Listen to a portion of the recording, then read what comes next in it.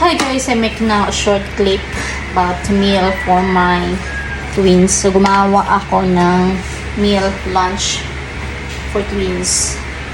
So sobrang busy ngayon, but kahit anong busy natin, we need to give time to our kids para makakain sila ng maayos. At kahit nagmamadali tayo, dapat healthy yung kakainin nila. So nag-steam po ako kanina ng apple, half of an apple, tapos 1 piece of potato, and then 2 white eggs. So tinanggal ko yung yellow na part ng egg, tapos pinakuluan, tapos yung in-steam ko na potato and apple, ito, na-blend ko na. So nasimulan ko na pala pag-blend. Ito na yung result niya. Nilagay ko na dito yung white egg. So, for your kids meal, para healthy at like may protein, not only carbs. So, make it sure na kompleto yung mga nutrients na makain nila. Anyway, apple and potato is healthy na naman. Pero, mas anuhan pa natin, dagdagan pa natin para mas more healthy. So, ayan, nilagyan ko ng white egg. So, much better kasi pag nilagyan mo ng white egg. Kasi, mataas yung protein. So, ayan, nag-blend ko na. Ito yung texture niya, ah. So, ayan. Pinong-pino na siya. Very fine. But then, kailangan ko pang i-blend more para mas more fine.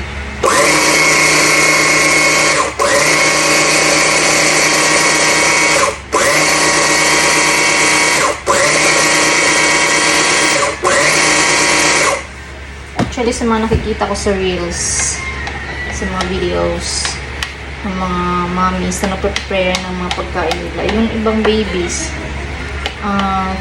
yung pagkain nila sa morning, minsan, kinakain pa nila sa lunch. Pero, not all kids kasi ang mahilig sa ganyan. Tulad ng aking mga anak, ng aking twins, hindi sila mahilig ng leftover. Gusto nila may paiba-ibang lasa. Kaya ayun, kanina iba, tapos ngayon iba na naman. So para sa mga amis dyan, kasi 6 months until starting 6 months kasi na-start na yung mga babies nyo kumain mga semi-solid food. So ito yung one of the ideas. Actually, they're already 8 months lang yan. So pwede ka na mag-mix-mix. Pero sa 6 months, wag mo na mag-mix-mix kasi i-check pa natin yung mga food allergies nila. So far, okay na pumasa na may mga foods. Hindi naman sila namimili. Basta hindi na pabalik-balik na pagkain kayo ng umaga. Tapos gano'n naman din ang pagkain sa lunch. Gusto nila iba-iba.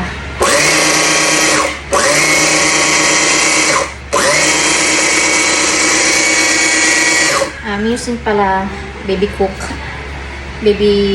food processor.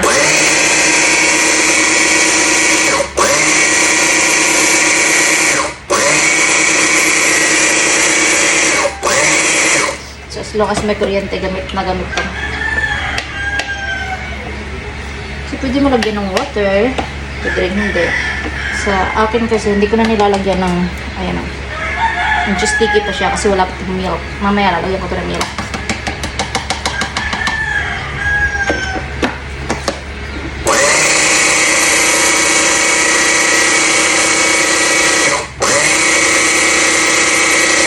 So, hindi ko muna siya i-transfer. Kuha muna ako ng milk para ma-mix ng maayos yung milk sa loob.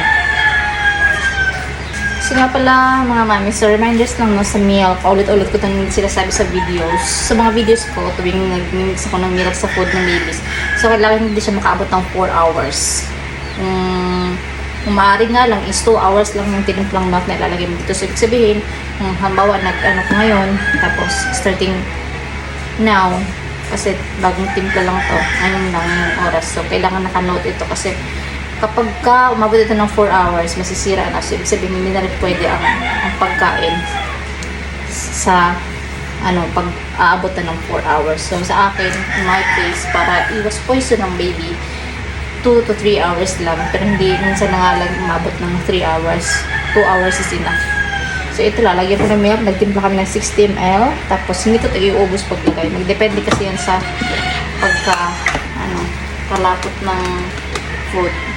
Para hindi lang sila mabulunan. Lagyan natin ng milk. So, maybe 30 ml. Pero magdepende naman kasi minsan yung 60 ml inuubos ko. Lalo na pag medyo sticky yung pagkain. So, ayan, sinasabay ko siya pag mix para maging, totally mix talaga siya.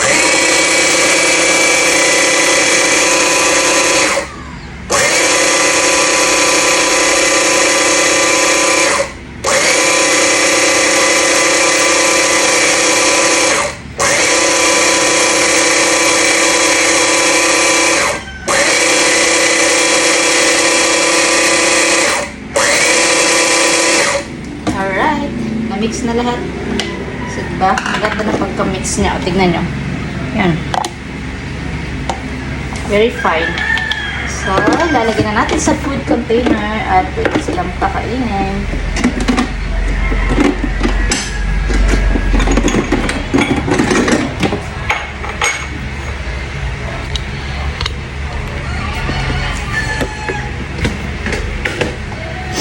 So, yan. Lalagay ko na sa food container. Actually, may measurement ito. From 5 to 7 months, 8 to 11. Pero minsan, lumalampas sila sa 8 to 11 months. Pero binabawi naman nila sa next meal. Hindi masyadong maraming kinakain nila. Nga pala, guys, 9 and 8 months na sila. Pero, 3 times a day sila kumakain. Tapos, minsan may snacks, 1 fruits.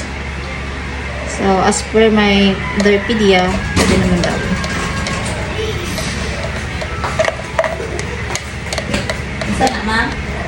Potato, apple, and white egg ug milk. Masarap. Masarap.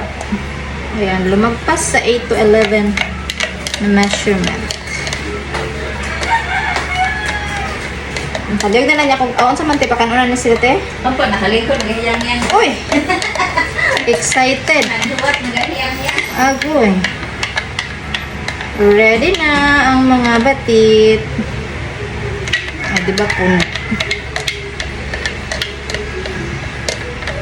So, half of an apple, 1 piece of potato, and then 2 pieces of white eggs. Ayan. Ready for lunch. Twins. So, ayan. Mga kutsara.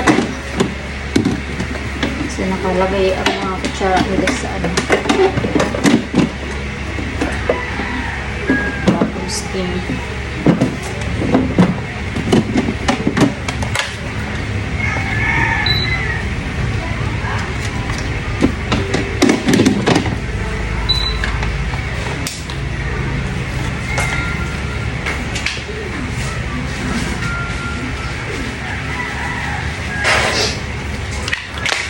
Okay, it's ready to serve.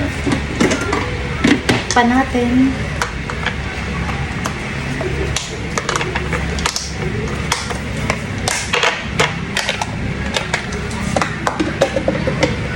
Papahugasan lang natin yan. Let's go.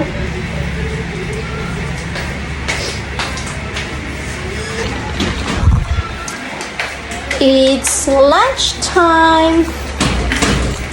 Ayan, kumakain ng twins.